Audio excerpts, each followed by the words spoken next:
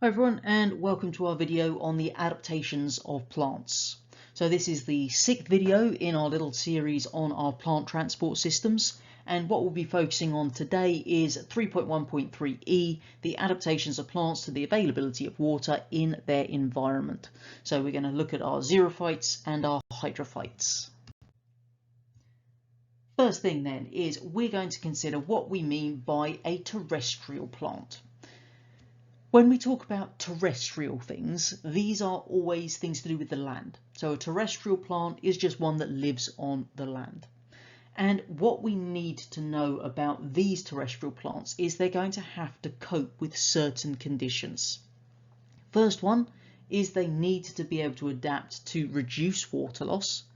And secondly, they need some kind of method of replacing the water that they do lose. So basically there's a couple of challenges that they need to address. If we think about just some of the general adaptations that applies to pretty much any terrestrial plant we want to think of, then the first one we have is a waxy cuticle.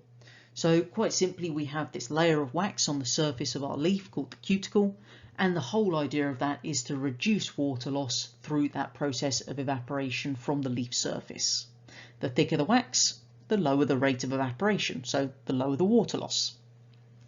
Second one is that we've got the stomata on the lower side of the leaf, and what that means is that the sun isn't going to be directly heating the stomata themselves, the pores. So what that means is that we're going to have a reduced rate of evaporation. So having our stomata on the lower side of the leaf reduces the rate of evaporation and obviously helps our plants to retain water. Third one is that the stomata will close at night. So again, if the stomata are closed, we're reducing how much water can exit the plant through evaporation. And our final one, our deciduous plants, are going to lose their leaves in the winter months. So think about your traditional British trees, then they all drop their leaves come winter, and that is because they are deciduous. So that just means if we've got fewer leaves on our plant, there's obviously less stomata, which means less water loss.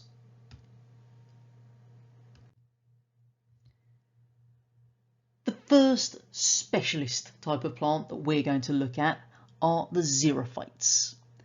Now, whenever we talk about xerophytes, we're talking about plants that are adapted to live in these really dry or arid conditions. Now, what we find is they've got a few things that we should be aware of. So the first one is that they could well see this high salt concentration in their cells. Now, why would they do this? Well, if they've got a high salt concentration in their cells, then they've got a low water potential, and that means that we're going to reduce the water potential gradient. So if we've got a much shallower water potential gradient, then we're going to reduce that evaporation there. Second one is they have this thing called a deep taproot. Now, if you've ever done any gardening, you may well have pulled up some of these weeds so that when you actually get them out, this central root called the taproot actually goes really far down into the ground. Dandelions are a great example of this. So this central root here is the taproot, and the whole idea of it is to get it down as far into the soil as possible, because that way, even if the upper layers of the ground have obviously dried out because the sun's been shining on them, there may be water further down, and having that deep taproot just gives it greater access. What we're going to do then is have a little look at a specific type of our xerophytes, and this is going to be the marram grass. So marram grass is this plant that we find on sand dunes. Now, in terms of what that means it has to cope with, then because it's sand, water doesn't stay there, so it drains really rapidly through the actual area we find our roots, and it could very well be very salty. Because obviously sand dunes, they're near the coast, the sea is there, and therefore we could have very high salt concentrations in the soil. And if you've ever stood at the beach, then you'll know it can also be rather windy. So what we find here is high winds can obviously increase the rate of evaporation. Obviously, we know that salt can affect the ability to take up water, etc. And if water's draining rapidly, it needs to have some method of getting this water. So it's got three challenging conditions to contend with. How does it cope then? It has a range of adaptations is the answer. So the first one, it has this thick waxy cuticle. As we mentioned previously, that's going to reduce evaporation. So by having that thick waxy cuticle on its leaf surface, that's going to reduce the evaporation. Secondly, the leaf is actually going to roll longitudinally. So what it actually does is the leaf itself is going to roll up. So what we end up with is basically like a little curled leaf. There you go. So the leaf rolls up like this, and when it's rolled, that means that we're going to be able to trap air inside that rolled area. Now, the water is still going to be evaporating into this little area, but because that air is then trapped within the leaf itself, the rolled part anyway, not inside the leaf, then what we find is we've reduced the water potential gradient between the inside of the leaf and the surroundings, the air trapped in the rolled leaf, and therefore we're going to see reduced loss. Third feature is the stomata are actually on the inner side of the rolled leaf. So we will find our stomata around this inside region, because again, when the water is then obviously moving out of the leaf, it's going to be remaining in that rolled section, so it's not exposed to the wind, therefore having that water vapour carried away to keep a gradient that's very steep. Instead, by being trapped on the inside there of that rolled leaf, that means that we're going to make sure that water potential gradient is still very shallow. Fourth adaptation is those stomata. Not only are they inside this rolled leaf, but they're actually inside a pit. So in that lower epidermis, we've got these pits, and we can make them out in the diagram just here. So these are our little pits. And what we find is our stomata are then at the bottom there. So what we find by doing this is we're obviously again giving a second layer of protection, if you like, to the stomata themselves. But that's not all. You might be able to see on there those little pinky coloured lines. Those are actually little hairs. Now those hairs are going to reduce the air movement even further.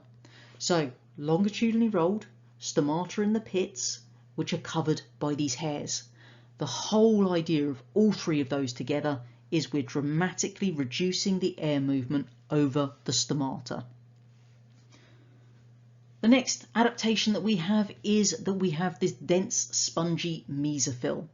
Now the spongy mesophyll is the region of the leaf that contains the air spaces, and if it is dense, that means it only has a limited number of those air spaces. Limited air spaces means a reduced surface area for evaporation, thereby slowing that down. The second terrestrial plant we should know about are the cacti. So cacti are obviously typically desert type plants. I'm sure you've seen them in cartoons, etc. And what do we have as their key adaptations? Well, first of all, they don't have leaves as we may think of them. Their leaves have actually been reduced down to spines. The purpose, it reduces the surface area. And remember, the smaller the surface area, the more reduced the rate of evaporation will be. Obviously, if our leaves are now teeny tiny spines, that's not going to be great for photosynthesis. Therefore, the stem of our cactus will be green. Purpose of that is so that it can trap the light energy required for photosynthesis. That's where we're going to find our photosynthetic pigments. A cactus also has a really widespread root system. These stretch out a long way. Whole idea behind that is that if it then rains, then it's got this wide area that it can absorb water through. We then also have this ribbed stem, and you can make out in the diagram up here that it almost looks almost folded. The reason for that is that when our plant is exposed to water, it wants to obviously take up as much as possible. So by being ribbed on its stem, it can take up quite significant amounts of water because it can then expand the stem, so that when it's got plenty of water, they basically swell out. The ridges aren't going to be as pronounced because it's actually going to basically push out against it. So we have expansion for when water is actually available for our cactus. And that means it can store the water in the stem. And because it stores water in the stems, we refer to them as being a succulent. So that just tells us that their flesh is all swollen when they're full of water, hence succulent. The second type of plant that we should know about as a specialist is the hydrophyte. Now, hydrophytes, if we break our word down, hydro just means water. So hydrophytes are going to be plants that live in water. And the example to know about will be water lilies. On the right hand side, we can see a little microscope image of one of our water lilies. And this is going to show us a few of these key adaptations that we're going to talk about. So, first thing is that they have these large air spaces which are in there to actually make them float. Why do they need to float? Well, because they want their leaves to be as close to or on the surface of the water so that they're going to have better access to sunlight. If they're deep under the water, there's more limited access to sunlight. So what we find here is these sections, these are going to be our big air spaces. Whole purpose, making them float for more access to the sunlight. Their stomata are going to be on the upper epidermis. The reason for that is if we think about what our water lily looks like, then obviously we've got this long stem, the base of the plant is down here, so that's our plant base, and then we end up with the leaves up at the surface of the water. Now, if all the stomata were on the lower epidermis, that's the bit that's sitting against the water itself. That wouldn't be any use to us for evaporation. So instead, the stomata are on the upper epidermis to make sure they are exposed to the air. We then also have these large air spaces in our leaf stem, which is for buoyancy, yes, but also to allow rapid diffusion of the oxygen. Because obviously if we've got these large air spaces, then the gases can move very easily through those areas. And why do we need to move oxygen through our actual stem quickly? Because we're going to need to get that oxygen down to the roots for aerobic respiration. As always, I do suggest you subscribe to the channel so you can see when I next upload a video, and of course head on over to the A-Level Biology website where you can find a range of other resources designed to help you with your A-Level biology studies.